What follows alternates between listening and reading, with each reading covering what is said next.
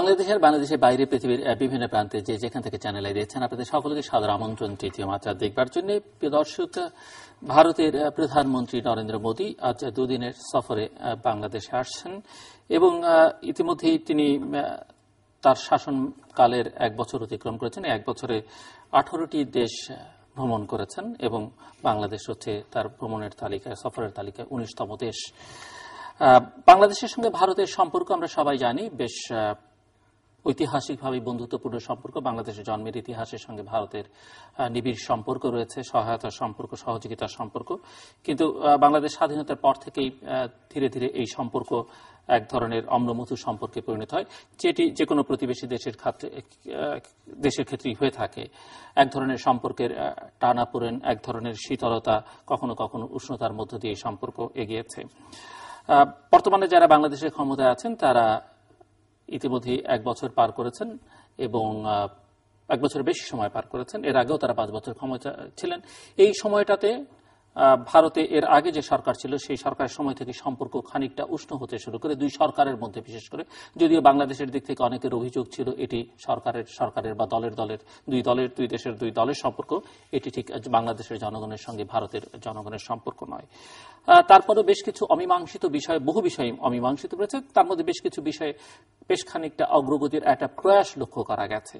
কিন্তু ভারতে ক্ষমতার পালাবদলের সঙ্গে সঙ্গে অনেকের মধ্যেই নানা ধরনের সন্দেহ, প্রশ্ন, আশা, সংশয়, নানান কিছু ছিল যে ভারতের এই নতুন সরকার বাংলাদেশের রাজনৈতিক বিষয়াদিকে কিভাবে দেখবে, এটি অনেকের মধ্যে প্রশ্ন ছিল।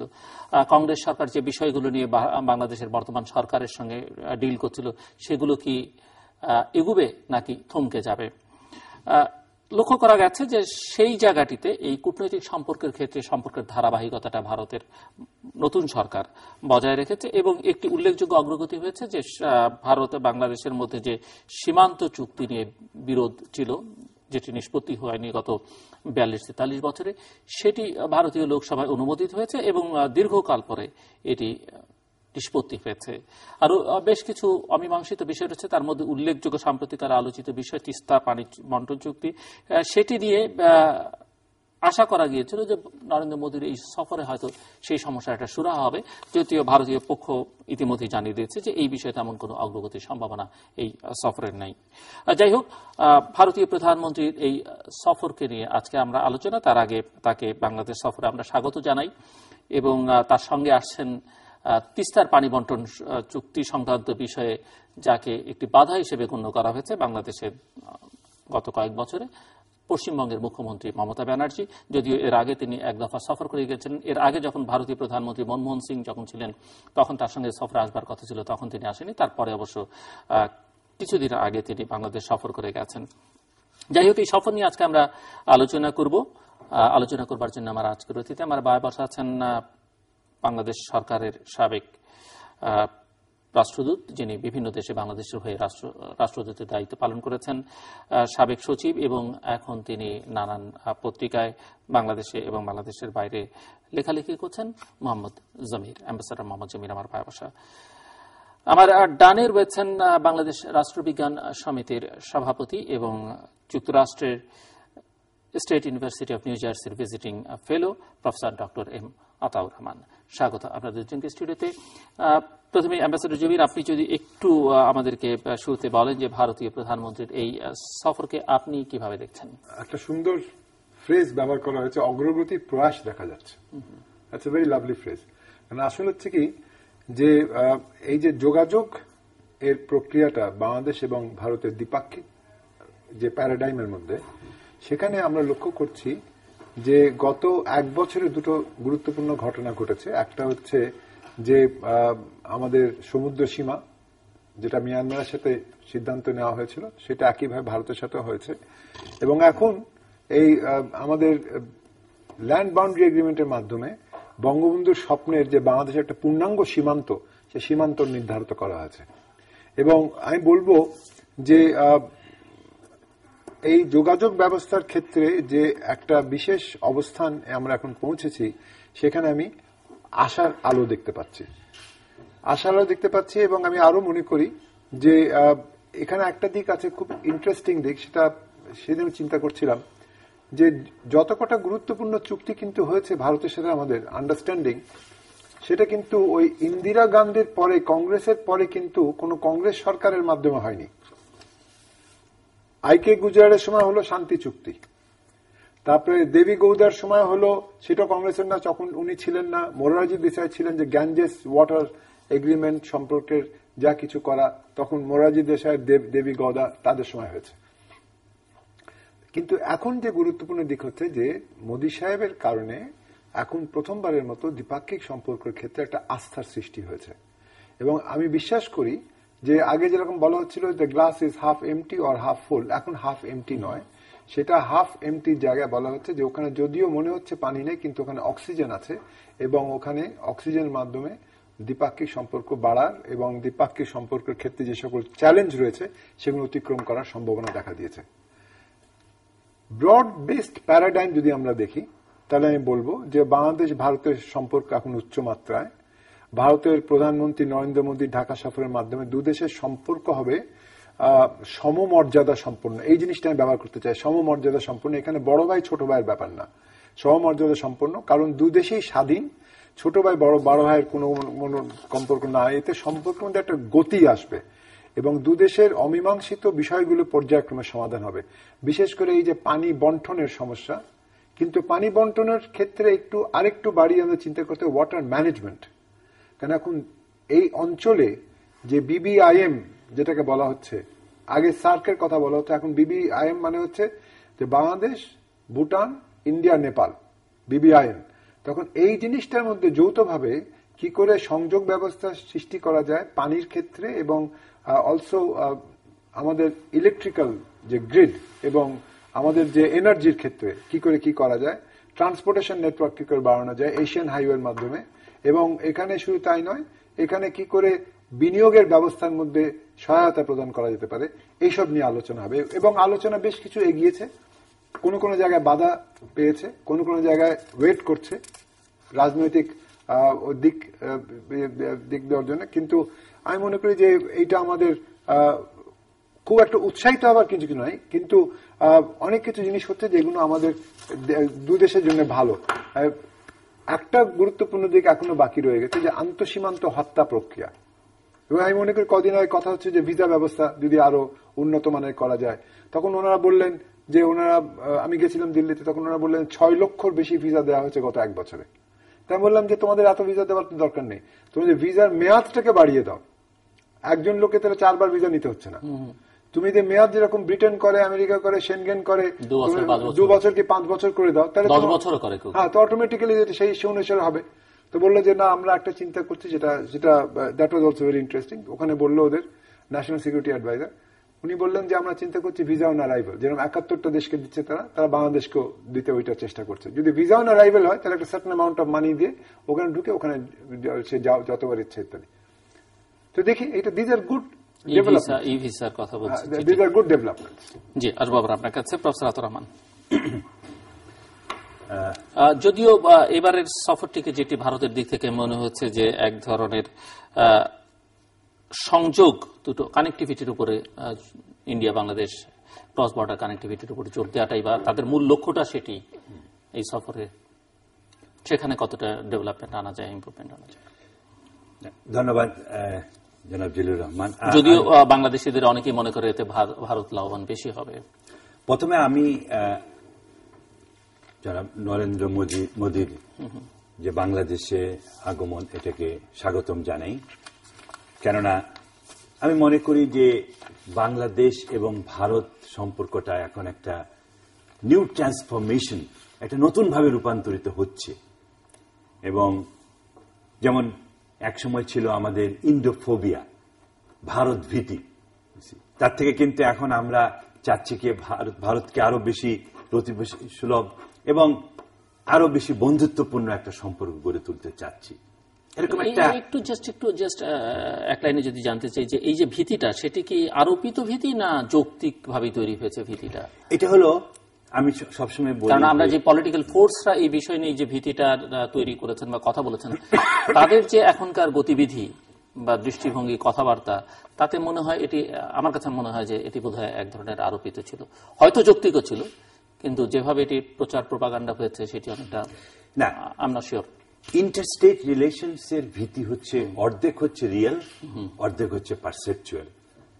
জনগণ কিভাবে ভাবে, একটা হচ্ছে যে ভারত এমন একটা কলুশাস, এত বড় একটা দেশ আমাদের ছোট দেশের পাশে, যেমন 80% of the economy is dominated by এই সাউথ এশিয়ান রিজনে বাই ইন্ডিয়া, ভারত দ্বারা, প্লাস এত বড় এখন মিলিটারি পাওয়ার, সুতরাং একটা ভীতি তো, এবং ভারতের যে gesture and posture during the last অনেক দিন যাবৎ, তাতে একটা ভীতি হওয়া, একটা মানে পার্শ্বের মতো আমাদের মতো দেশে এটা স্বাভাবিক। কিন্তু আমি মনে করি যে এই যে বিগত শেখ হাসিনার যে আমলটা আমরা দেখলাম 6টা বছর, তাতে কিন্তু ভারত বাংলাদেশ রিলেশনস সম্পর্কটা অনেক হাই লেভেলে আমরা দেখলাম, অনেক উচ্চতর পর্যায়ে এবং অনেক বন্ধুত্বপূর্ণ আমাদের কাছে মনে হয়েছে। কিন্তু অত্যন্ত দুঃখের বিষয় যে এই 6 বছরের অর্জন যদি দেখেন, অ্যাচিভমেন্ট ট্যাঞ্জিবল ধরার মতো এমন কিছুই নেই। এই যে ইদানিং শুধু একটা ইটস অলসো জেস্টার, যে ল্যান্ড বাউন্ডারি এগ্রিমেন্ট, এটা তো তাদেরই করার কথা ছিল অনেকদিন আগে, এ দায়িত্ব তো আমাদের না। যখন ইন্দিরা মুজিব সিগনেচার হয়ে যায়, দি টু ইম্পর্টেন্ট লিডার্স, বাংলাদেশের ফাউন্ডিং লিডার, আর একটা হচ্ছে ভারতের ইন্দিরা গান্ধীর একটা, সুতরাং এইটা তো এতদিন পরে হওয়ার পরেও আমি ধন্যবাদ জানাই, কিন্তু আমরা মনে করি যে এটা তো লং ডিউ। এখানে একটা জিনিস প্রতীয়মান, যে ভারত সহজেই কোনো কিছু বাংলাদেশকে দিতে চায় না। এই যে সময়টা আপনি দেখেন, ইভেন যেটা জমির ভাই বললেন যে গ্যাঞ্জেস ওয়াটার ট্রিটি অনেক দিন পরে, 1971 থেকে 1996 বা 98, সুতরাং এই যে বিরাট একটা, এখনো তো পুরোপুরি এটাও আমরা নিষ্পত্তি পাইনি।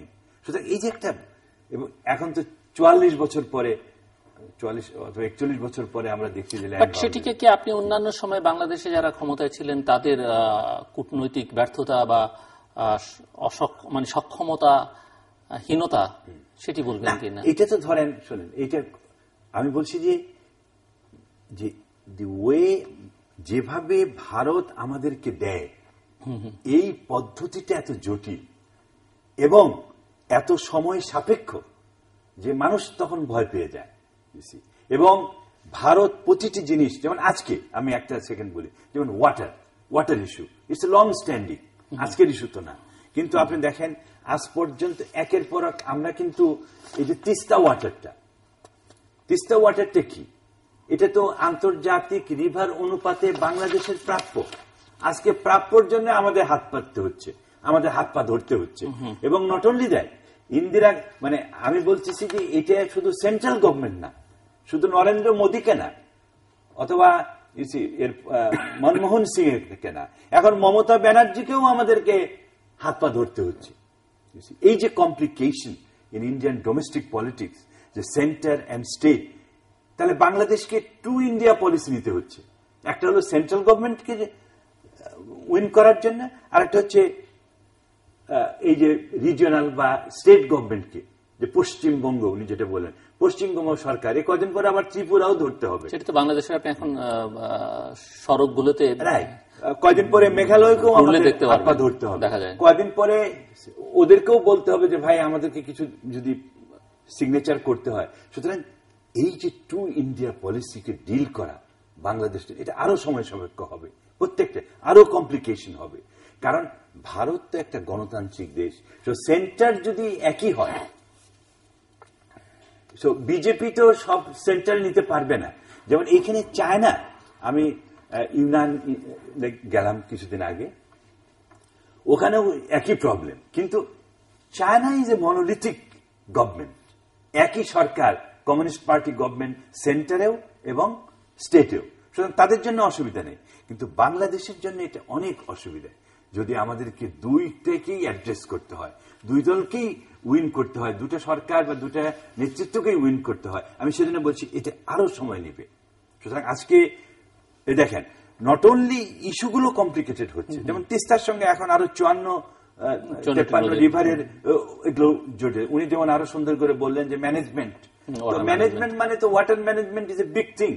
সো সেখানে শুধু তিস্তা, অথচ তিস্তা আমাদের ন্যায্য পাওনা।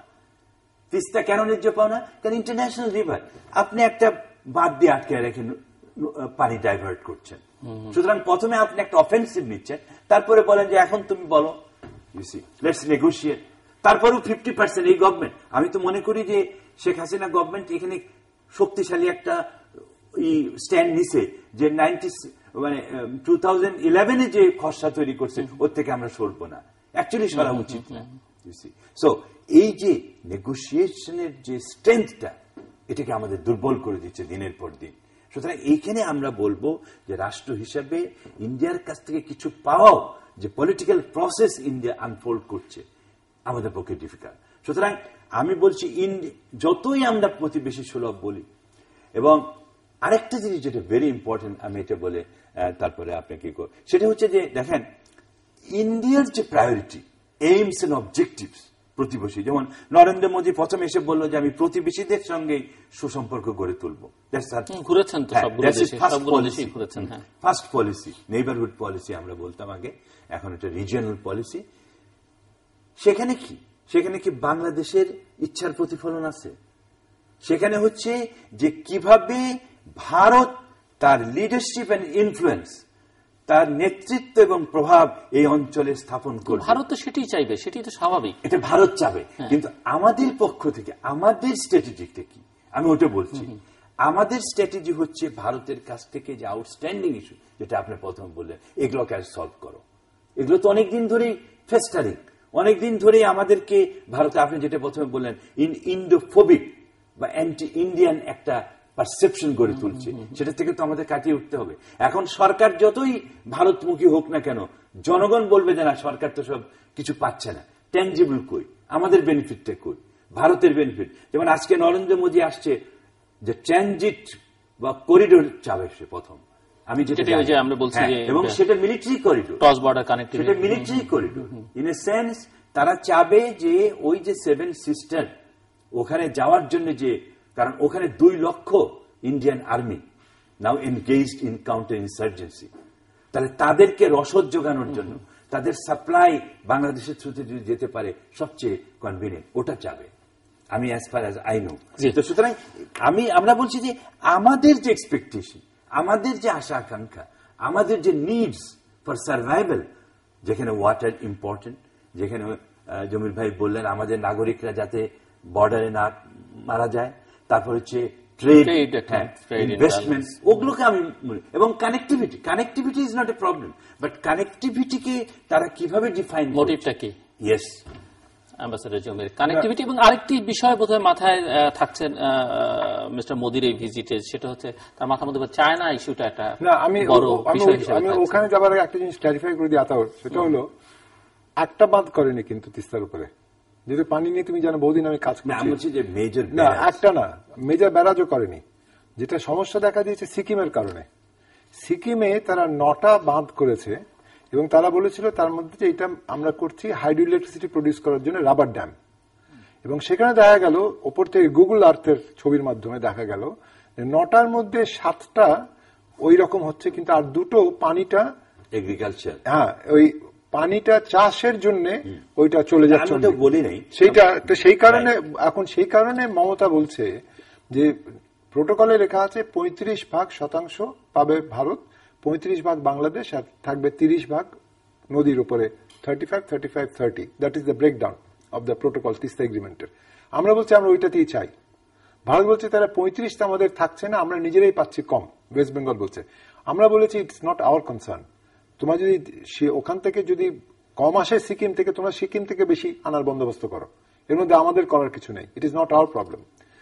আমি ম্যানেজমেন্টের কথা বললাম অন্য কারণে, এটা তোমাদের বুঝতে হবে, আমি দর্শকদের বলি সেটা হচ্ছে non navigational uses of international water courses, যার মধ্যে আপার রাইপেরিয়ান, লোয়ার রাইপেরিয়ান পুরো জিনিসটা আসে। এই কনভেনশনটা যখন 1997 হয় তখন আমি এটা 16 বছরের সঙ্গে সংযুক্ত ছিলাম in drafting the convention in Geneva and in New York, and it was finally done. Justice Aldridge was the chairman. I was the secretary of the committee. এখন সেইটা এতদিন ধরে 97 সাল থেকে নিয়ে এখন পর্যন্ত কিন্তু এইটা এগিয়েও এগোচ্ছিল না। বাংলাদেশ স্বাক্ষর করেছে কিন্তু বাংলাদেশ রাটিফাই করেনি। কারণ বাংলাদেশ যখন রাটিফাই করার কথা তখন 2001 সালে এসে তারা বলল যে এটা স্বাক্ষর করেছে আওয়ামী লীগের সময়, এটার মধ্যে কোনো গন্ডগোল আছে। ইট ওয়াজ নট ডান। কিন্তু পরবর্তীতে যখন আওয়ামী লীগ আসলো তারপরে তারাও করেনি। কিন্তু এখন ফরচুনেটলি ফর আস 41টা দেশ মিনিমাম দরকার ছিল রাটিফাই করলে, তাহলে এটা ইন্টারন্যাশনাল ল হবে। গত অগাস্টে 41st স্টেট রাটিফাই করেছে, তাতে now it's international law. International law হওয়ার কারণে এই যে ভারতের যে ইন্টার রিভার লিঙ্কেজ করার যে পসিবিলিটি ছিল, যেটা ওরা সুপ্রিম কোর্টে গেছিল এবং সুপ্রিম কোর্টের থেকে ওরা বলে সুপ্রিম কোর্টে হ্যাঁ করা যাবে, কারণ তখনও পর্যন্ত এটা রাটিফাই হয়নি। এটা এখন যে জিনিসটা হচ্ছে ওয়াটার ম্যানেজমেন্ট বললে, জয়েন্ট ওয়াটার ম্যানেজমেন্ট বললে একটা গুরুত্ব দিক হলো it is not joint water administration which is what India wants. আমরা বলছি অ্যাডমিনিস্ট্রেশনের সাথে আমাদের কোনো সম্পর্ক নেই মধ্যে। This is your local business. ম্যানেজমেন্টটা হচ্ছে তোমার পানি যতটা আসার কথা সার্বিকভাবে, সেটা মনে করো চায়নার থেকে যে ব্রহ্মপুত্র আসছে, একইভাবে এইটা তোমাদের ক্ষেত্রে প্রযোজ্য হবে। চায়নাকে বলা যে পানি যতটা আসার কথা সেই পানিটা যেন ততটাই আসে, না তাহলে তো আসামে ওখানে it will become a complete desert, এবং আসামে যে ডেজার্ট হয় তাহলে তো বাংলাদেশ তো শেষ। তো সেই কারণে জয়েন্ট ওয়াটার ম্যানেজমেন্ট আকারে এটা বলা হয়েছে, এবং সেইটা ভারত কিন্তু প্রথমবারের মতো এই গত 44 বছর প্রথমবারের মতো তারা বলেছে it is not a bad idea because of that becoming a law. আমি এটা তোমার বলে রাখলাম, এটা গুরুত্বপূর্ণ দিক। দ্বিতীয় জিনিসটা যেটা হচ্ছে আমাদের মনে রাখতে হবে, যদিও আমরা স্থল সীমান্ত চুক্তি হয়েছে, স্বাক্ষরিত সব হয়েছে, এইটার কিন্তু একটা অত্যন্ত স্পর্শকাতর দিক আছে এখনো। তোমাদের ভুললে হবে না, প্রায় 50,000-এর মতো ব্যক্তি দুদিক মিলিয়ে তারা এর মধ্যে চলে আসছে, এবং বিশেষ করে যারা যাচ্ছে এসব মানুষ তারা 7 দশক থেকে কোন রকমের অত্যন্ত অমানবিক জীবন যাপন করেছে। তাদের মধ্যে কেউ যদি এখান থেকে ওখানে যেতে চায়, ওখান থেকে এখানে আসতে চায়, তাদের আইডি কার্ড দেওয়া, তাদের পাসপোর্ট দেওয়া, তাদেরকে আবার সুভাবে বসবাস করার বন্দোবস্ত করে দেওয়া, মাইগ্রেশন করতে গেলে তারা যদি মাইগ্রেশন করে তাহলে জমি জমা বিক্রি করে টাকা কি করে নিয়ে যাবে, টাকা কি করে আনবে, অনেক রকম সমস্যা আছে। এই জিনিসটাও কিন্তু আলোচনা হবে, এবং আলোচনার মাধ্যমে অলরেডি ওদের সরকার মমতাকে উৎসাহিত করার জন্য কয়েক হাজার কোটি টাকা তার প্রমিস করেছে দিল্লি থেকে তারা দেবে, এবং রিহ্যাবিলিটেশন করার জন্য, এবং বাংলাদেশ থেকেও এটার ক্ষেত্রে যা কিছু করণীয় হচ্ছে। This is very important detail which will be followed up and finished and completed. এবারে আরেকটা জিনিস যেটা হচ্ছে আমরা মনে রাখা উচিত, আমাদের ক্যাবিনেট থেকে যে 3-4টে ইম্পর্টেন্ট এগ্রিমেন্ট অলরেডি অ্যাপ্রুভ করেছে আমাদের এখানে, তার মধ্যে একটা যেটা হচ্ছে যে ব্যুরো অফ ইন্ডিয়ান স্ট্যান্ডার্ডস এবং আমাদের বিএসটিআই তাদের মধ্যে স্ট্যান্ডার্ডাইজেশন এগ্রিমেন্টটা করা। কারণ আমাদের এখান থেকে যে ব্যাটারি যেগুলো যাচ্ছিল রহিম আফরোজের, কিংবা খাবার টাবার যাচ্ছিল যেগুলো প্রাণের ইত্যাদি সবাই অনেক যাচ্ছে, কিন্তু গিয়ে বর্ডারে আটকে যাচ্ছে। তারপরে তোমার জুট ব্যাগ, ওরা বলছিল মেড ইন বাংলাদেশ লেখা থাকতে হবে, আর সেটা আছে কি নেই তারপরে নির্ণয় করা। তো এই টেকনিক্যাল ডিটেলস গুলো যার জন্য আমাদের বাড়ছিল না, সেইগুলো কিন্তু এখন অ্যাড্রেস করা হয়েছে। There will be an agreement on that. Third জিনিস যেটা, সেটা হচ্ছে আমি মনে করি যে এইটার ব্যাপারে বেরিয়েছে পত্রিকায় যে কন্টেনার, যেটা আমাদের 2010-11 সালে আমরা ইউনিল্যাটারালি করেছিলাম যে ট্রানজিট এন্ড ট্রান্সশিপমেন্ট ফি একটা করা হবে, যেটা সব জায়গায় পৃথিবীতে সব জায়গায় হয়। Even from Canada to North America to going to Mexico they have to pay money for that. তো আমরা করেছিলাম 2011 সালে আলোচনার মাধ্যমে যে টাকা 10,000 পার কন্টেনার এন্ড টাকা 1,000 পার টন ফর বাল্ক কার্গো। তো এইটা আবার ওরা বলেছে যে না, আমরা এতটা হবে কি চেয়ে বেশি হবে আমরা আবার নির্ধারিত করি, এবং সেই জিনিসটা কিন্তু নির্ধারিত করা হচ্ছে। তো এইটা যদি হয় that will be substantial movement forward. কারণ আমাদের যদি এশিয়ান ট্রান্স হাইওয়ে যদি হয়, এটা এখন 4 লেন হাইওয়ে করা হচ্ছে চিটাগং থেকে ঢাকা এবং ঢাকা থেকে অতিক্রম করে, তাহলে it will pay A very important point. Coming back to the other point, সেটা হচ্ছে যে ও যেটা বললো যে লোকে জানতে চাচ্ছে আমরা কি পাচ্ছি, অনেক তো দিচ্ছি, আমরা পাচ্ছিটা কি। আমি বলবো এই দিক থেকে দেখতে স্পেকট্রামটা, এটাকে তিস্তা ভিত্তিক ভাবে চিন্তা না করে দ্বিপাক্ষিক সমস্যাটাকে সার্বিকভাবে চিন্তা করতে হবে। এইটাকে যদি আমরা দেখি যে আমরা $100 কোটি পেয়েছি সফট লোন, আমরা আরো $200 কোটি, that is not important, it's totally material. আমার সাথে কথা হচ্ছিল নতুন এফবিসিসিআর যে প্রেসিডেন্ট হয়েছে মতলুব, এবং সেখানে কথা প্রসঙ্গে আমরা প্রণব সাহারিয়াতে ছিলাম, এটিএন নিউজে, ওখানে আলোচনা হচ্ছিল, ওখানে সাদেক ভাইও ছিলেন। তো ওখানে খুব বেশ ভালোভাবে সার্বিকভাবে আলোচনা হলো। ও যেটা বললো, সে বলল যে যেহেতু সে নিটল টাটার এখানে ছিল এবং ভারত বাংলাদেশ চেম্বারের প্রেসিডেন্ট ছিল, সে বলছে যে অলরেডি 34টা গুরুত্বপূর্ণ, when he says গুরুত্বপূর্ণ, it means really important, business corporate offices from India have shown keen interest. They want to set up their manufacturing industry in Bangladesh. 34 of them. কেন কথা উঠলো নিটল টাটার থেকে যে বলেছিল $3 বিলিয়ন ইনভেস্ট করবে, পরবর্তীতে হলো না, মনে আছে যেটা টাটা বলেছিল সেটা। তো সেই এখন ও বলছে না, 34টা তারা জানিয়েছে তারা দেয়ার ইন্টারেস্টেড, এবং তারা অপেক্ষা করছে যে ওই দুটো যে বলা হচ্ছে ইপিজেড করা হবে সাউথ ওয়েস্ট বাংলাদেশে, দক্ষিণ পশ্চিম এলাকায়, সেখানে যদি করা হয় তারা আসতে চায় বাইব্যাক প্রিন্সিপাল করে, তারা এখান থেকে তারা এটা ইন্ডিয়ায় নিয়ে যাবে মাল তৈরি করার পরে, কিংবা তারা ইউরোপিয়ান ইউনিয়নে নিয়ে যাবে যেখানে duty free quota free access আছে বাংলাদেশ থেকে তৈরি প্রোডাক্টের। তো which is a very important point. আর লাস্ট পয়েন্ট যেটা আমি বলি তোমাকে, সেটা হচ্ছে এই যে BBIN কনসেপ্টটা, যে Bangladesh, Bhutan, India, Nepal sub regional, এইটাকে চেষ্টা করা হচ্ছে BICM, যেটা বাংলাদেশ, ইন্ডিয়া, চায়না, মিয়ানমার করিডোরের প্রেক্ষিতে, এবং তুই ইউনিয়নের কথা বললে, যে কুনমিং ইনিশিয়েটিভ যেটা আছে আমাদের লুক ইস্ট পলিসির মধ্যে, আর বিমস্টেক যেটা আছে, এটা সব জিনিসটাকে একত্রিত করে পুরো জিনিসটাকে উন্নয়ন কর্মকাণ্ডে কি করে কাজে লাগানো যায়, ইনফ্রাস্ট্রাকচার বিল্ডিং এ কি করে কাজে লাগানো যায়, আর তৃতীয়ত হচ্ছে হিউম্যান ট্রাফিকিং কি করে বন্ধ করা যায়। এবং হিউম্যান ট্রাফিকিং এর ক্ষেত্রে দে আর এগ্রি। আমাদের সাথে অলরেডি 4টে বৈঠক হয়ে গেছে এ ব্যাপারে, এবং বেশ কিছু অগ্রগতি সাধন হয়েছে। তো সেই জিনিসটা যদি মনে করো আমাদের বে অফ বেঙ্গলে ব্লু সি ইকোনমি যদি আমাদের এক্সপ্লয়েট করতে হয় রিসোর্সেস, সেখানে কোস্টগার্ড যে আমাদের আছে, Bharat, Bangladesh, Myanmar, Thailand, Indonesia এখন একত্রিতভাবে তারা একমুখ হচ্ছে যে আমরা will try to stop human trafficking. This are very important point. এবং এভাবে যেটি আমি বলছিলাম যে চায়নাটা ওনার মাথার মধ্যে হয়তো অবশ্যই আছে। চায়না বিশেষ করে আপনি ইন্ডিয়ান ওশানে চায়না যেখানে পোর্টগুলোর ক্ষেত্রে ডিফেন্স প্রকিউরমেন্টের কথা, পাকিস্তানকে, শ্রীলঙ্কাকে, বাংলাদেশকে, মিয়ানমারকে হেল্প করতে ফান্ডিং করছে, সেই জায়গাটা বা বাংলাদেশে যে ডিপ সি পোর্ট করার ব্যাপারে বাংলাদেশ গভর্নমেন্টের এক ধরনের চায়নার সঙ্গে আন্ডারস্ট্যান্ডিং যেটি শোনা যাচ্ছে আর কি, হ্যাঁ, সেগুলো নিয়ে ভারতের একটা বড় কনসার্ন আছে। এবং সো দ্যাট শুধু তাই নয়, অলসো ডিফেন্স ইকুইপমেন্ট।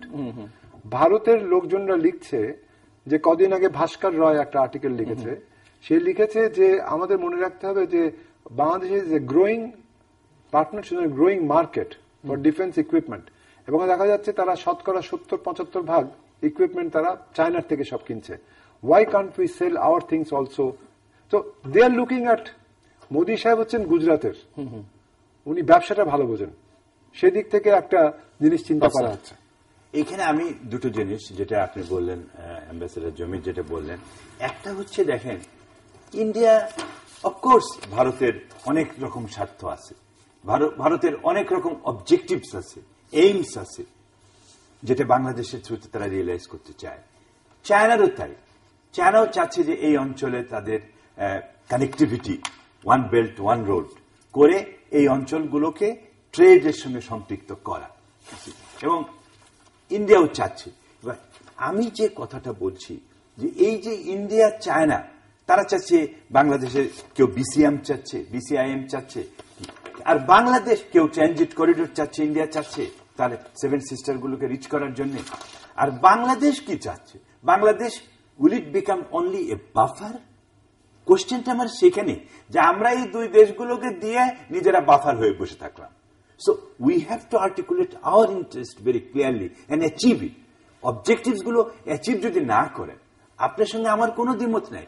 আজকে বাংলাদেশকে কানেক্টিভিটি দিতেই হবে। It's a global village. আমরা তো একটা যে বিশ্ব ব্যবস্থায় আসছি আজকে, আমাদের ভবিষ্যৎ তো বা প্রসপ্যারিটি নির্ভর করে হচ্ছে যে কত কানেক্টিভিটি করি।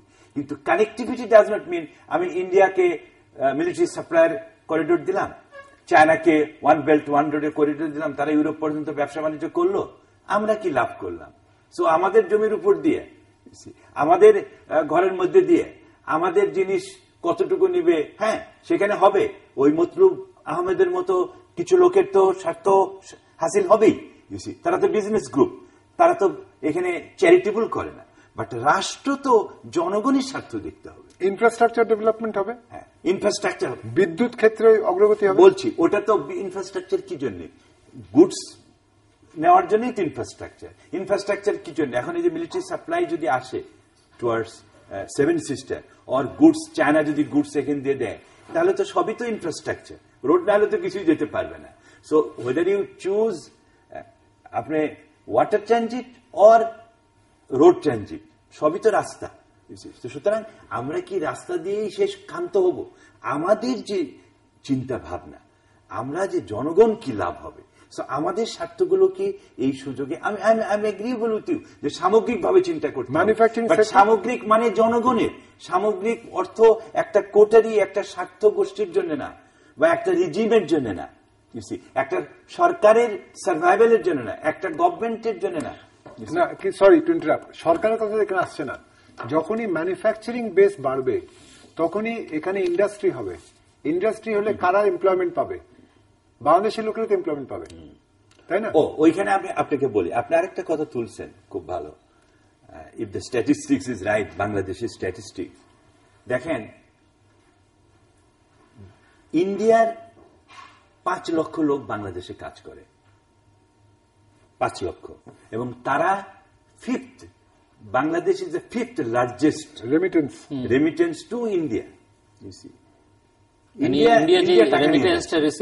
এবং সেটার পরিমাণ কত জানেন? 3.71 বিলিয়ন। এটা তো অফিসিয়ালি, আর আনঅফিসিয়ালি ধরেন আলাদা, তো $7 বিলিয়ন তো প্রায় তারা নিয়েই যাচ্ছে, বাই 5 লক্ষ লোক। আমরা কয়জন গেছি? কত বিলিয়ন আমাদের ইন্ডিয়া থেকে আসছে? আচ্ছা, আমাদের টোটাল হলো 14 বিলিয়ন সারা ওয়ার্ল্ড, আর ইন্ডিয়াই তো আমাদের কাছ থেকে 7 বিলিয়ন নিয়ে যাচ্ছে। না, আমি এখানে একটা আমি বলছি যে সেকেন্ড, আমি আরেকটা প্রশ্ন, আপনি তো বলছেন সেকেন্ড হল ইনভেস্টমেন্ট। আপনি বলছেন correct, we need investment from Bangladesh, India. ইনভেস্টমেন্টটা কত? ইনভেস্টমেন্টটা যদি আপনি ইনভেস্টমেন্ট ব্যুরোর যে স্ট্যাটিস্টিক, বাংলাদেশের স্ট্যাটিস্টিক, তারা বলছে আমাদের ইনভেস্টমেন্ট আজ পর্যন্ত 2013-14 পর্যন্ত 2.7 বিলিয়ন ভারতীয় ইনভেস্টমেন্ট ডলার। সেখানে প্রতি বছর, গত বছর ছিল 2013-তে ছিল 28 মিলিয়ন, 2014-তে হয়েছে 40 million. You can check, you see. তো সুতরাং এই 28 থেকে 40 million only, which is nothing, you see. এটা কোনো ইনভেস্টমেন্টই নেই। এখন কিউমুলেটিভ ইয়েস হয়েছে অনেকদিন পরে 2.7, আমেরিকা তো 7.5 billion suppose investment in Bangladesh. তো আমি যেটা বলছি, অথচ ট্রেডে দেখেন, ট্রেডে $6.6 বিলিয়ন ডেফিসিট অনেক আছে। হ্যাঁ, আর আমাদের মোটে 500। আমি এখানে অন্য একটা জিনিস বলিনি, এই যে রেমিটেন্সের কথাটা নিয়ে আমি কিছু ওইটা রিসার্চ করেছিলাম। It turns out Bangladesh bank বলছে আমাদের এখান থেকে সরাসরি এই রেমিটেন্স ফিগার আমরা পাইনি। মানে কোথা থেকে আসলো? বেরোলো যে চেন্নাই থেকে রিজার্ভ ব্যাংক অফ ইন্ডিয়ার তারা যে স্ট্যাটিস্টিক্সটা প্রডিউস করেছে, সেই স্ট্যাটিস্টিক্সে দেখা যাচ্ছে ভারত প্রথমে বলেছিল যে না, আমাদের এখানে এত টাকা বাংলাদেশ থেকে আসেনি। ওখানে দেখা যাচ্ছে রিজার্ভ ব্যাংক অফ ইন্ডিয়া যে বিদেশ থেকে অত অ্যামাউন্ট অফ টাকা শোয়িং অফ বাংলাদেশ অরিজিন টাকাটা এসে পৌঁছেছে। নাও টাকাটা এখান থেকে যায়নি, যেটা হচ্ছে সেটা অন্যভাবে হচ্ছে। ধরো এই জিনিসটা একটা বলছে একজন লোক, ভারতীয় লোক যে মিডলম্যান, সে বলছে জিল্লুরকে যে আপনার কোম্পানি 1 মিলিয়ন শার্ট অর্ডার আমি আয়োজন করে দেব, এবং 1 মিলিয়ন শার্ট অর্ডার যখন আয়োজন করে জিল্লুর ঠিক আছে করে দেন। অর্ডারের থেকে percentage of the order amount as the middleman is getting it and he's showing it as a source of income is from Bangladesh. এবং যখন ওখান থেকে অর্ডার করে যখন টাকাটা আসছে জিল্লুরের কাছে, তার আগে ওভার ইনভয়েসিং, আন্ডার ইনভয়েসিং করে টাকাটা ওখানে রয়ে যাচ্ছে। ওরা সরাসরি ওখান থেকে অমুক ব্যক্তির নামে, এই ব্যক্তির নামে টাকাটা পাঠিয়ে দিচ্ছে ভারতে তার অ্যাকাউন্টে। সিমিলারলি যখন এই ব্যক্তি বলছে যে আপনাদের ওই শার্ট বানাবার জন্য 10 লক্ষ শার্টের জন্য আপনাদের এত লক্ষ গজ কাপড় লাগবে, তখন সে একইভাবে বলছে আমি কাপড়ের আয়োজন করে দিচ্ছি টেক্সটাইলস আপনাদের জন্য। এগেন আন্ডার ইনভয়েসিং আর ওভার ইনভয়েসিং করে সে টাকাটা আয়োজন করে করা হচ্ছে। So the government of Bangladesh and the Bangladesh bank were not even aware of this, যেটা হচ্ছে। এবং এটা তখন বাইরে থেকে হচ্ছে। ইটস নট দ্যাট 5 লক্ষ লোক রোজগার করছে এত টাকা। 5 লক্ষ লোক দেখাচ্ছি না, 5 লক্ষ লোক থাকতে পারে এখানে, কিন্তু 5 লক্ষ লোক অমন কোন অবস্থানে নেই যেখানে তারা অত টাকা, কেন $3 বিলিয়ন রেমিট করার জন্য, তাকে 3.7 রেমিট করার জন্য তাকে রোজগার করতে হবে, তাকে খেয়ে পুরো বাঁচতে হবে এখানে। তার মানে মিনিমাম সে $4 বিলিয়ন সে রোজগার করছে এখানে। 5 লক্ষ লোককে যদি $4 বিলিয়ন রোজগার করতে হয়, $40,000 million, the salary of each person has to be a huge amount, which they are not getting. So this is how, আমি সেই জন্য বলছি, I did some research work on that. Over invoicing, under invoicing এর জন্য এটা হচ্ছে, কিন্তু that is not to be tolerated, that is not good, that cannot be accepted. আরেকটা ম্যানুফ্যাকচারিং বেসটা যদি কিন্তু বাড়ে, আতাউর, যদি ম্যানুফ্যাকচারিং বেসে দেখা, যেরকম কোরিয়ানদের ক্ষেত্রে হচ্ছে কেইপিজেড এ, যদি এখন মনে হয় এখানে তো মনে করে 1 লক্ষ লোক চাকরি পায় এই দুটো ইপিজেড এ, যদি রাস্তাঘাট ভালো হয়, বিদ্যুৎ আসার সম্ভাবনা হয়, এলএনজির মাধ্যমে যদি আমাদের বিদ্যুৎ প্রোডাকশন বাড়ে, যদি দক্ষিণ দিকে আমাদের যেখানে ওখানে দেখা গেল যে সমুদ্রের মধ্যে ওখানে ইয়ে করে পাওয়া গেল, রিসোর্সেস আরো পাওয়া গেল সবাই মিলেমিশে, it will be different story. আমি এখন বলছি, উনি বললেন যে মানে একটা একটা করে ধরি, ওভাবে সবকিছু একটা সুপারফিশিয়ালি ধরে তো লাভ নেই। যেমন দেখেন পাওয়ার বা ইলেকট্রিসিটি, যেটা যেমন ভাবে বলছেন এবং আমরাও চাচ্ছি যে ইন্ডিয়ার থেকে, ইটস এ বিগ ট্র্যাপ। অনেকেই বলছে যে ইটস এ পাওয়ার ট্র্যাপ। বাংলাদেশের উচিতই হবে না যে ইন্ডিয়ান এই যে গ্রিডের সঙ্গে বা ইন্ডিয়ান ইলেকট্রিক এর সঙ্গে আমাদেরকে জড়ানো। কেন মনে হচ্ছে এটা অনেকে মনে করতেছে যে দেখেন, প্রথম হচ্ছে আমাদের distribution system is so weak. Power generation is not enough, power distribution is very important. একটা ঝড়ে, আমি নিজেই তো দেখছি, একটু ঝড়ে বা বৃষ্টিতেই আমাদের সিস্টেম কলাপস করে যায়। তো সুতরাং, এবং আমাদের তো অভিজ্ঞতা কিছু হয়েছে যে ইন্ডিয়ান পাওয়ার ট্র্যাপের সঙ্গে ইন্ডিয়ার দোষী কি আমরা দোষী সেটা না, আমাদের distribution system is more important. আমরা তো এখানে এফিসিয়েন্সি দেখাতে পারছি না। সুতরাং পাওয়ার খালি জেনারেট করলাম কিন্তু ডিস্ট্রিবিউশন ঠিক করতে পারলাম না, সেটা কিন্তু ঠিক না। So it is a power trap. আমি জানি না, এটা আরো ধরেন আমি সবটুকু বলতে পারবো না, এটা মোর টেকনিক্যাল সাবজেক্ট, বাট অনেকেই মনে করে বিদেশে যে Bangladesh should develop its own power, own distribution system.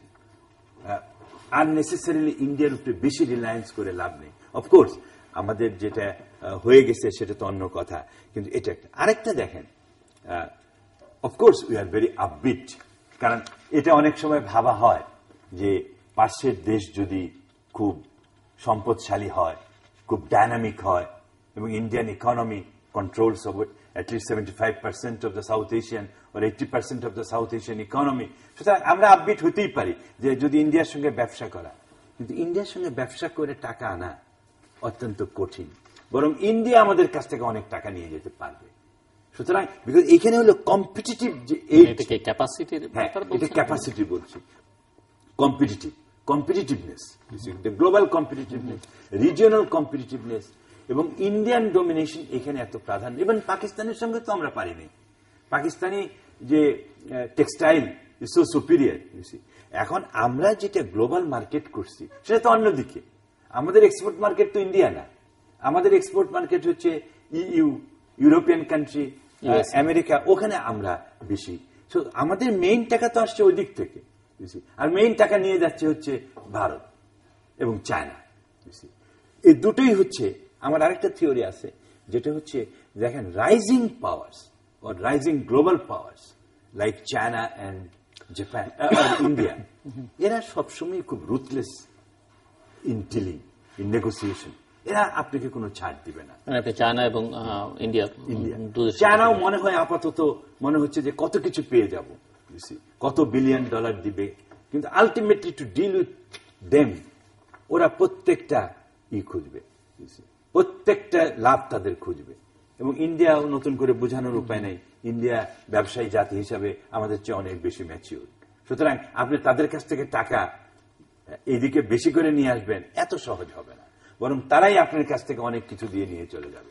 তো সুতরাং আমি এখানে যেটা বলছি, asymmetric benefits, I am not contesting our friendly relation, but এই যে অ্যাসিমেট্রি, এই যে অসম উনি একটা কথা বলছেন, এই যে অসম বাণিজ্য, অসম সম্পর্ক, অসম পাওয়ার রিলেশনশিপ, এখানে আমাদেরকে অনেক ডিপ্লোম্যাটিক হতে হবে, অনেক, এবং আমরা প্রত্যেকটা জিনিস কি মানে অত সহজে পাবো বলে ধারণা করলে এটা হবে না। সেই পয়েন্টে আমি বলছি যে সুতরাং এখানে আমাদের ডিপ্লোমেসি, আমাদের ইফিসিয়েন্সি এবং আমাদের যে অন্যান্য জিনিস, প্যাট্রিয়টিজম, এগুলো খুবই শক্তিশালী না হলে, হ্যাঁ, আরেকটা জিনিস যেটা আমার মনে হয় এখন ভেরি ইম্পর্টেন্ট আসছে, যে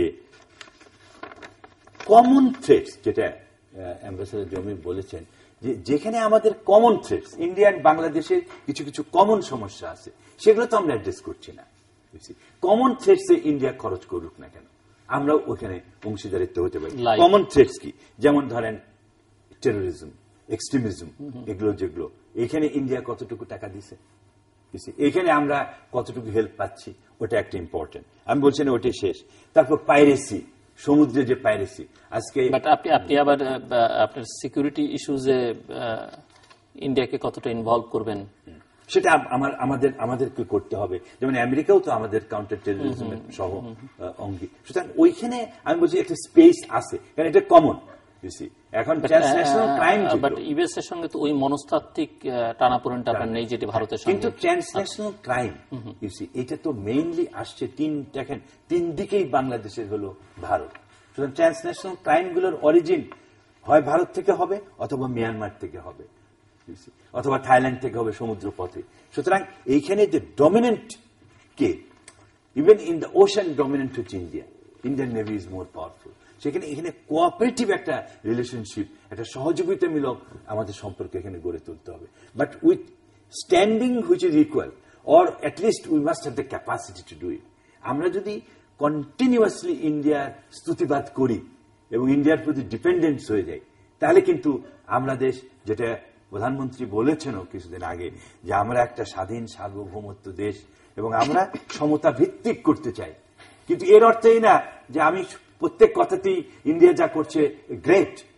ইন্ডিয়া কেন করছে এবং ইন্ডিয়ার মূল মোটিভেশন গুলো কি এবং আমাদের ইন্টারেস্ট কি, এর সঙ্গে তাল মিলিয়েই তো আমাদেরকে ইন্ডিয়ার সঙ্গে সম্পর্কটা এগিয়ে নিতে হবে। তাহলে হবে কি জানেন, পাবলিক পারসেপশন একদিকে চলে যাবে, সরকার আরেক দিকে চলে যাবে। কিন্তু সরি ইন্টারাপ্ট, সেটাই তো করা হয়েছে। 1 বছর আগে যখন সবাই ভেবেছিল, আমি এখানে একটা ব্যাকগ্রাউন্ড নিয়ে যাচ্ছি, এই আওয়ামী লীগ সরকারের সময় যতবার ভারতের সাথে যত কিছু পদক্ষেপ গ্রহণ করা হচ্ছে, সব আওয়ামী লীগের সরকারের সময় হয়েছে, প্রত্যেকবারই তাই, সমঝোতার মাধ্যমে। 75 থেকে নিয়ে 96 পর্যন্ত কোনো কিছু হয়নি। 21 বছর ল্যান্ড বাউন্ডারি এগ্রিমেন্ট নিয়ে একটা বাক্য উচ্চারণ হয়নি। গ্যাঞ্জেস পানি বন্টন নিয়ে একটা বাক্য উচ্চারণ হয়নি। আমার কথা সেটা না, আমার কথা হচ্ছে his right, transnational organise crime, এটাকে সমমর্যাদা।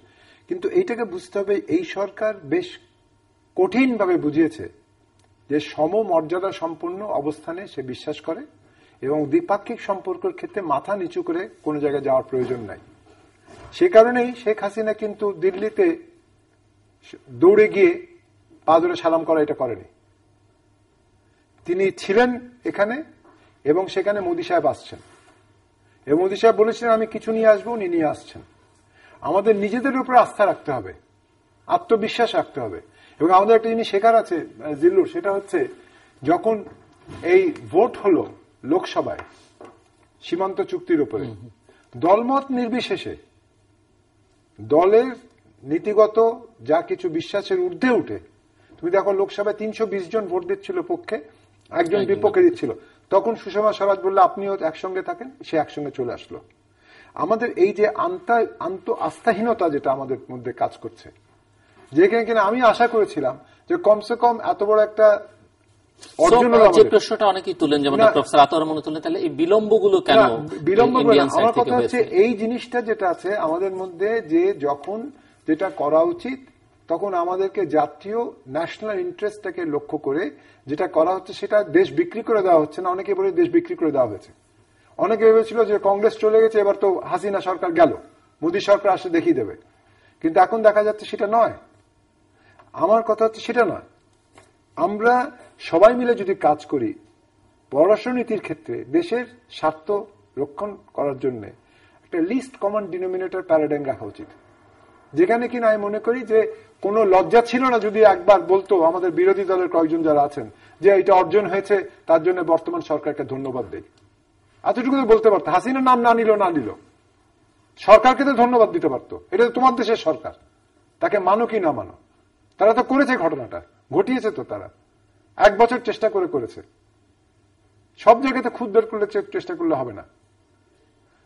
এখন আমাদের একত্রিত একসঙ্গে থেকে যদি আমাদের ইনফ্রাস্ট্রাকচারটা বাড়ে, আমাদের পাওয়ার ডেভেলপমেন্ট হয়, যদি আমাদের ম্যানুফ্যাকচারিং কর্মকাণ্ডে এগোতে পারি আমরা।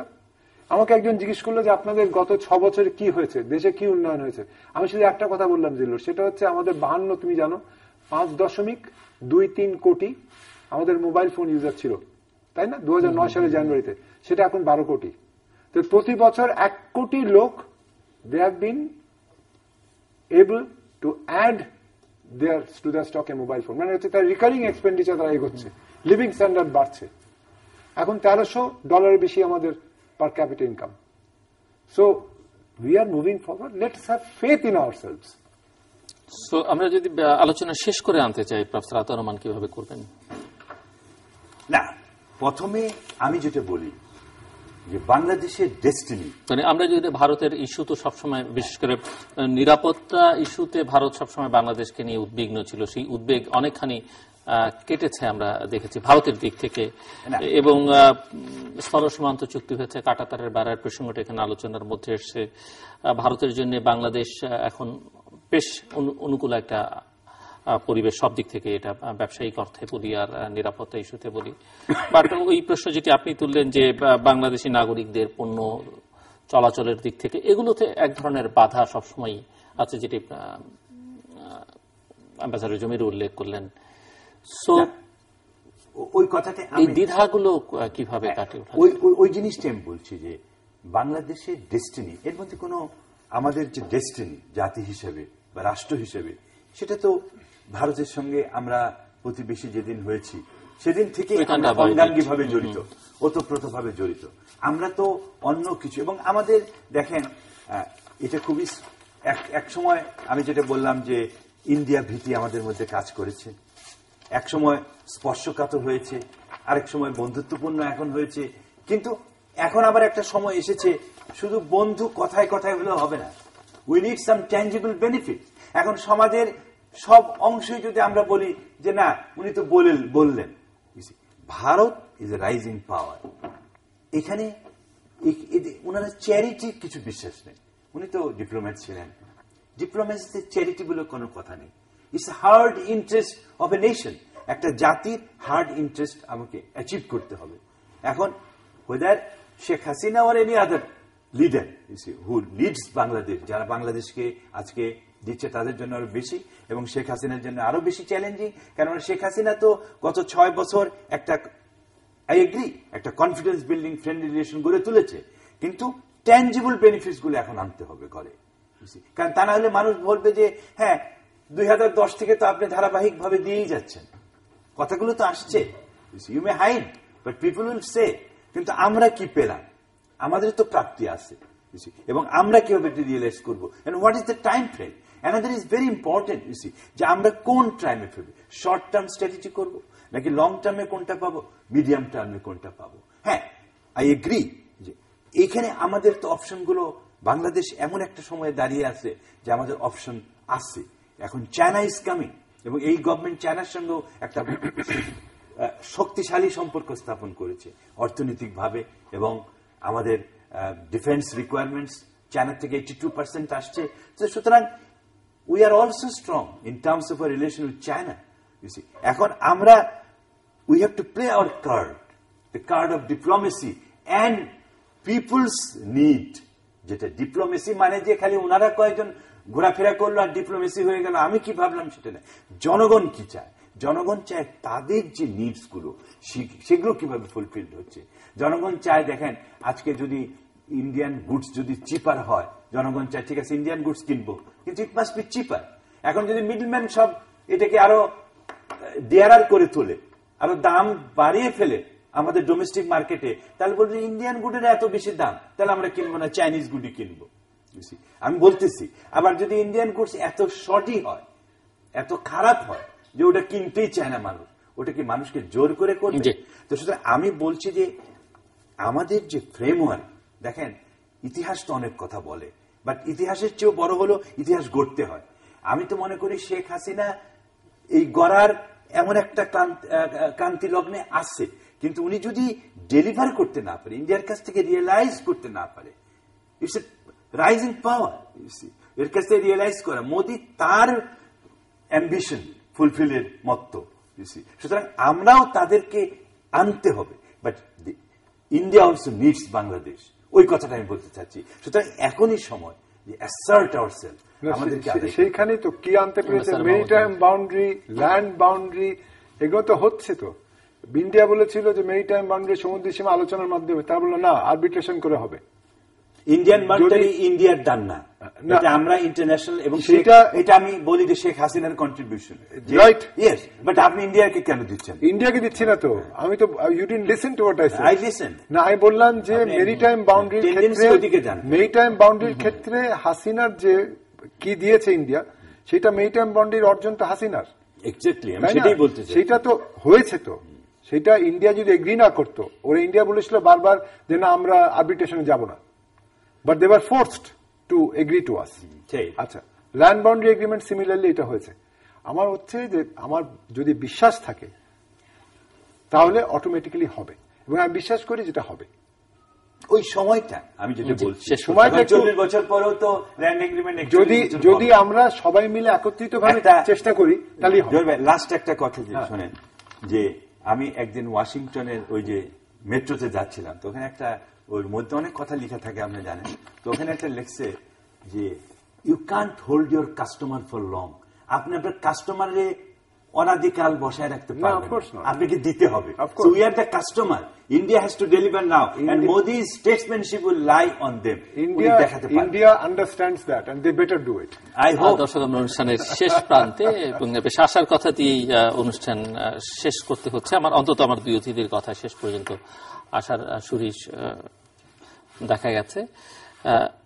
আমাদের এই অনুষ্ঠান সম্পর্কে তৃতীয় সম্পর্কে আপনারা লিখতে পারেন ডাক, ইমেল, এসএমএস এর মাধ্যমে, ইন্টারনেট অফিসিয়াল ওয়েবসাইট অথবা সোশ্যাল মিডিয়াতে যেসব পেজ রয়েছে সেসব পেজে আপনাদের মতামত রাখতে পারেন। আর আপনাদের মতামতের মধ্যে অনুষ্ঠান তৃতীয় মাত্রা আপনি দেখতে পাবেন প্রতি বৃহস্পতিবার এবং শুক্রবার বাংলাদেশ মারা দুটোই, বুধবার দুপুর 11:30 এবং শুক্রবার দুপুর 1:05 দেখবার আমন্ত্রণ রইল। প্রফেসর ডক্টর মাতাউর রহমান এবং অ্যাম্বাসাডর মোহাম্মদ জমির, অসংখ্য ধন্যবাদ আপনার দুজনকেই। দর্শক মন্ডলী, ভারতীয় প্রধানমন্ত্রী বাংলাদেশে আসছেন এবং তাকে আমরা স্বাগত জানাই। সেই সঙ্গে আমাদের ডিপ্লোম্যাটরা কি করলেন, সরকার কি করলেন, সেটি বড় কথা নয়। শেষ পর্যন্ত দেখতে চাইবে এই সফর থেকে বাংলাদেশ কি পেল, বাংলাদেশের জনগণ কেমন বোধ করছে, তাদের মধ্যে পারসেপশনটা বা ধারণাটা কি তৈরি হচ্ছে, সেটি মুখ্য বিষয় হয়ে দাঁড়াবে। এবং ভারত তার স্বার্থ রক্ষা করতে চাইবে, বাংলাদেশের দিক থেকেও সক্ষমতার সঙ্গে তার স্বার্থটা আদায় করে নেবার চেষ্টা করতে হবে। অনেক অমীমাংসিত বিষয় রয়েছে। দুজনেই বাংলাদেশ সরকারকে, বাংলাদেশের প্রধানমন্ত্রীকে অভিনন্দন জানিয়েছেন যে বেশ কিছু সমস্যার সমাধান করতে পেরেছেন, কিন্তু তারপরেও অন্তত একজন অতিথির কথা এটি বেরিয়ে এসেছে যে বাংলাদেশ ভারতকে এই সময়টাতে যেটুকু স্বস্তি দিয়েছে সেই অনুপাতে বাংলাদেশের প্রাপ্তিটা তেমন কিছু হয়নি। আমরা আশা করব যে এই সফর থেকে হয়তো সবকিছু পাওয়া যাবে না, কিন্তু প্রাপ্তির খাতাটা আরো বেশি উন্মুক্ত হয়ে উঠবে। এবং সবচেয়ে বড় যেটি দরকার, দুদেশের মধ্যে একটা পারস্পরিক আস্থার যে সম্পর্ক, বিশ্বাসের যে সম্পর্ক, সেটি তৈরি হবে, এবং সেটি তৈরি হওয়া খুবই জরুরি। যে মনস্তাত্ত্বিক টানাপোড়েন আছে দুদিক থেকেই, সেটি কমিয়ে ফেলাটা যত দ্রুত সম্ভব সেটি দুদেশের জন্যই মঙ্গলজনক। বাংলাদেশ কখনোই ভারতকে অস্বীকার করতে পারবে না তার বৃহৎ প্রতিবেশী হিসেবে, এবং ভারত যেভাবে এগিয়ে যাচ্ছে, ভারতের সঙ্গে বাংলাদেশের ব্যবধান যেখানে, সেখানে বাংলাদেশের ভারতের সঙ্গে প্রতিযোগিতা করবারও কিছু নেই। কিন্তু ভারত যেখানে যেতে চাইছে সেখানে যেতে হলে বাংলাদেশকে তার দরকার, নানা কারণেই দরকার। বাংলাদেশের জনগণের আস্থা, ভালোবাসা, সেটিও কিন্তু ভারতের দরকার। এবং বিশ্বে, বিশেষ করে জাতিসংঘের নিরাপত্তা কাউন্সিলে তার যে সদস্যপদ, সেই সদস্যপদ প্রাপ্তির ক্ষেত্রে এই অঞ্চলে প্রতিটি রাষ্ট্রের, বিশেষ করে বাংলাদেশের মতো রাষ্ট্রের আস্থাটা তার জন্য খুবই জরুরি। দর্শক, আমাদের সঙ্গে থাকবার জন্য অসংখ্য ধন্যবাদ। আপনাদের সবার জন্য শুভকামনা।